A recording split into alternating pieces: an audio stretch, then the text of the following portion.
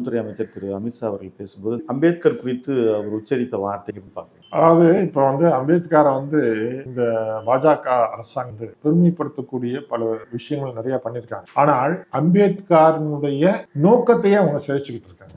பேரளவுக்கு நாங்கள் அம்பேத்கரை ரொம்ப மதிக்கிறோம்னு சொல்றது மூலமாக தலித் மக்களுடைய ஆதரவை வென்றெடுக்கணும்னு நினைக்கிறாங்க. ஆனா எந்த நோக்கத்துக்காக அவர் அரசியல் சட்டத்தை உருவாக்கி இருக்கிறாரோ அந்த அரசியல் சட்டத்தை ஒவ்வொரு நாளும் மாற்றி மாற்றி திருத்தி சிதைச்சுக்கிட்டு இருக்காங்க. அப்ப அவங்க அம்பேத்கரை தூக்கி கொண்டாடுவது என்பதை ஒரு தந்திரோபாயமாக வைக்கிறார். ஆத்மார்த்தமாக அம்பேத்கரை நேசித்து அவரை அவங்க தூக்கி பிடிக்கல. அம்பேத்கர்னு இவங்க சொல்றாங்கன்னா ஏன் சொல்றாங்கன்னா இன்னைக்கு இந்தியாவில் இந்திய மக்களை எது பாதுகாத்துன்னு கேட்டீங்கன்னா அம்பேத்கர் உருவாக்குன அரசியல் சட்டம் தான். அதை வச்சுதான் அரசியல் சட்டத்தில் இப்படி சொல்லியிருக்கு, நீங்க என்னை தொட முடியாது, நீ எனக்கு பேச்சுரிமை இருக்கு, எழுத்துரிமை இருக்குன்னு நம்ம சொல்லிட்டு இது எல்லாத்தையுமே அவங்க ஒவ்வொன்றா காலி பண்ணிட்டு இருக்காங்க.